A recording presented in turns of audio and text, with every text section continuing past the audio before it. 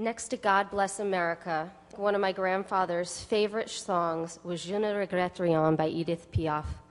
I thought the lyrics to this song were apropos for this occasion, so I will recite some of them briefly here. Non, rien de rien.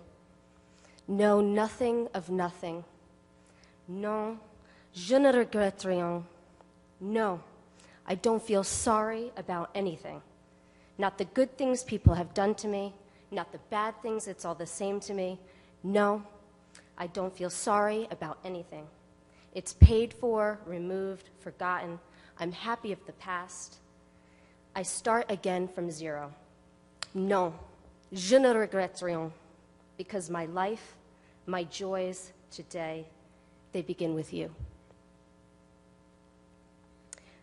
My grandfather, Jacob Joseph, or Jack as he was known, used to sing this song to us on many occasions. He sang with passion and pride.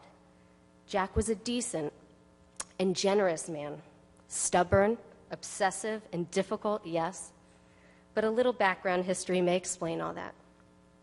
At the young age of 13, he got a job working in the printing shop to help his immigrant parents who were financially struggling. The shop was just outside of Paris, and he worked there for over 5 years. During this time, he played soccer on Sundays for a league, exercised at a gym, and hung out with friends, all with an undercurrent of anti-Semitism. He was known for some frequent visits to the principal's office at his school due to various physical altercations when classmates used racial slurs against him.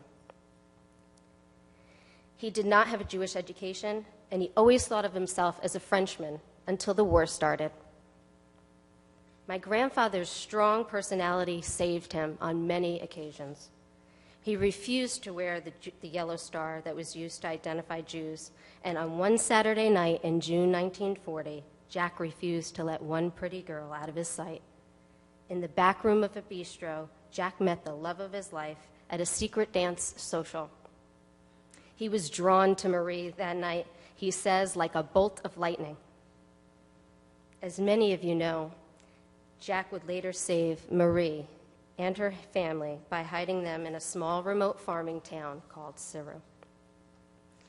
My grandfather was a man of his word, and he rarely broke a promise.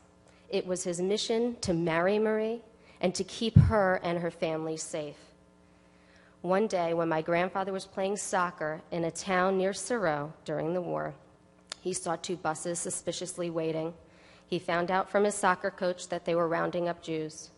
The buses started to leave, heading towards Ceyroux. Jack felt compelled to warn his family and Marie. He had to make it to Ceyroux. He ran straight through the fields for 3 miles. He said he never ran so fast in his life.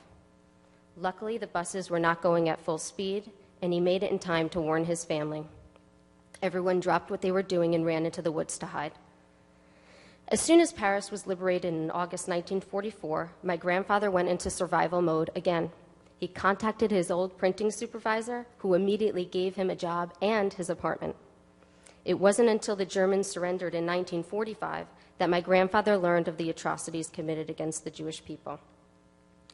My grandfather was never a religious man. He gave his children French names to avoid the ridicule he faced as a Jew. But he cared deeply about Jewish education, and he even took on some leadership positions in the Jewish community. He loved his children, their spouses, nieces, nephews, and as well as his grandchildren and great-grandchildren. Jack made it a point to help other family members as they immigrated to the U.S. and financially supported many of them in order to help others achieve their American dream. He loved this country, and he was extremely proud to be a citizen here.